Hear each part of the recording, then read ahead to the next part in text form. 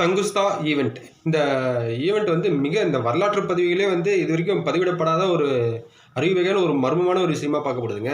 1908ஆம் ஆண்டு ரஷ்யா பக்கத்துல உள்ள அந்த சைபீரியாங்கிற இந்த பகுதியில மிக தொலைதூரத்துல ஒரு ஆற்றோரத்துல ஒரு மிகப்பெரிய காடு இருந்திருக்குங்க. அந்த காட்டுல தாங்க மிகப்பெரிய ஒரு எக்ஸ்போ நடந்திருக்கு. இது எப்படின்னா, இந்த ஹிரோஷிமா மேல அந்த 2ஆம் உலகப் போர்ல வீசப்பட்ட இந்த குண்டோட மிகப்பெரிய ஒரு 1000 மடங்கு ஒரு வீரியம் உள்ளதாகவும் இந்த ஒரு விபத்து ஏற்பட்டிருக்குங்க.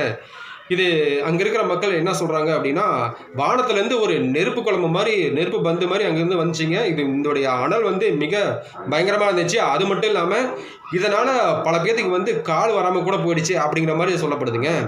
இதனால சுமார் வந்து 800 சதுர கிலோமீட்டர் அளவுக்கு இந்த இடம் வந்து மட்டமா ஆயிடுச்சு அப்படிங்கிற மாரி சொல்லப்படுதுங்க. சுமார் 80 மில்லியனுக்கும் மேலான மரங்கள்லாம் வந்து இந்த எக்ஸ்ப்ளோர்ல அழிஞ்சு போனதாக சொல்லப்படுது.